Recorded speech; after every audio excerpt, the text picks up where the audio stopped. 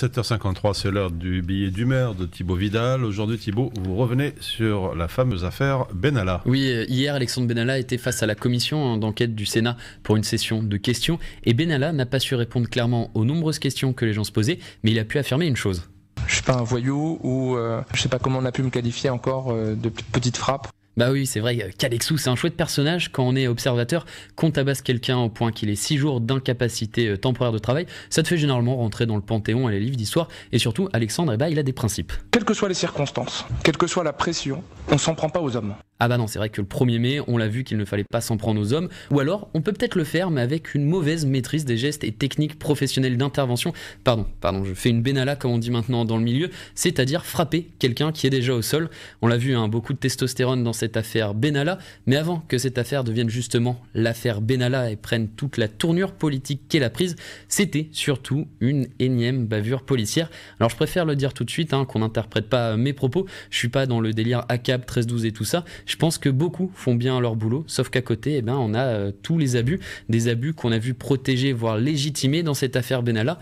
En tout cas, c'est ce que nous fait comprendre la directrice de l'IGPN, la police des polices en France, en déclarant lors de son audition qu'après visionnage vidéo, l'usage de la force y était légitime dans le cadre d'une opération de maintien de l'ordre. Et ce problème de violence en France, il s'est développé depuis les manifs de la loi travail. C'est depuis ces événements qu'il y a de plus en plus de contrôles, d'interpellations, de face à face ou de corps à corps entre policiers et manifestants sans qu'il y ait vraiment de cadre. Une violence accrue qui serait une sorte de campagne d'intimidation mise en place par l'État selon l'économiste Frédéric Lordon.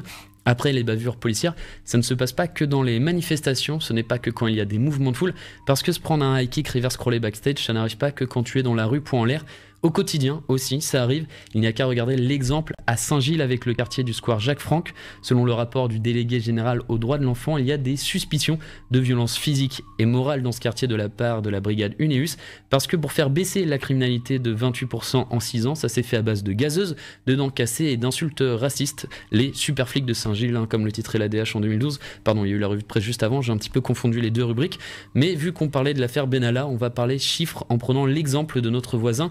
Un voisin qui a vu son nombre de plaintes pour violences policières augmenter de 16% d'après le rapport de l'IGPN, avec 3446 cas de signalés. Mais surtout, il y a eu 14 décès et des centaines de blessés et une utilisation plus fréquente des armes. Pour la période 2013-2015, il y avait 55% des condamnations à des peines d'emprisonnement et seulement 4% pour des peines de prison ferme. À savoir qu'en France, il y aurait 50 à 60 condamnations qui seraient prononcées chaque année pour des violences délictuelles commises par des personnes dépositaires de l'autorité publique.